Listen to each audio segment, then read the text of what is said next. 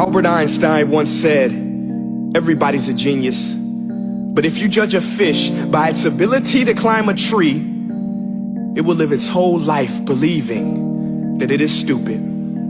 Ladies and gentlemen of the jury, today on trial we have modern day schooling. Glad you could come. Not only does he make fish climb trees, but also makes them climb down and do a 10-mile run. Tell me, school, are you proud of the things you've done? Turning millions of people into robots, do you find that fun? Do you realize how many kids relate to that fish?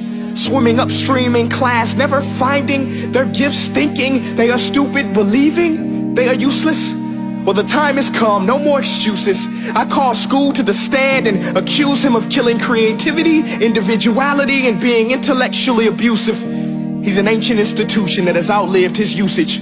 So, Your Honor, this concludes my opening statement, and if I may present the evidence of my case, I will prove it. Proceed. Exhibit A. Here's a modern day phone. Recognize it? Here's a phone from 150 years ago. Big difference, right? Stay with me. Here's a car from today, and here's a car from 150 years ago. Big difference, right? Well, get this. Here's a classroom of today, and here's a class we used 150 years ago. Now, ain't that a shame? In literally more than a century, nothing has changed. Yet you claim to prepare students for the future? But with evidence like that, I must ask, do you prepare students for the future or the past? I did a background check on you and let the record show that you were made to train people to work in factories, which explains why you put students in straight rows, nice and neat, tell them sit still, raise your hand if you want to speak, give them a short break to eat, and for 8 hours a day tell them what to think.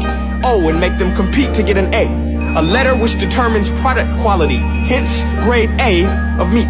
I get it. Back then, times were different. We all have a past. I myself am no Gandhi. But today, we don't need to make robot zombies. The world has progressed. And now we need people who think creatively, innovatively, critically, independently, with the ability to connect. See, every scientist will tell you that no two brains are the same.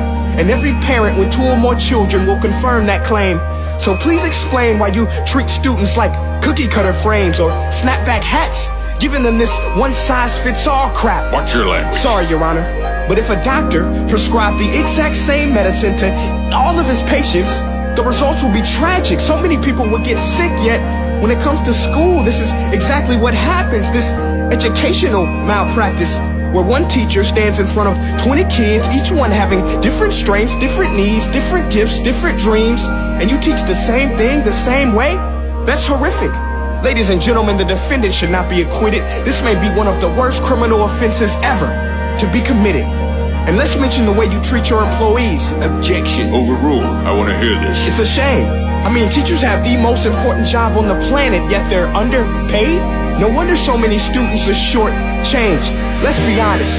Teachers should earn just as much as doctors, because a doctor can do heart surgery and save the life of a kid. But a great teacher can reach the heart of that kid and allow him to truly live. See, teachers are heroes that often get blamed, but they're not the problem. They work in a system without many options or rights. Curriculums are created by policymakers, most of which have never taught a day in their life. Just obsessed with standardized tests. They think bubbling in a multiple choice question will determine success. That's outlandish.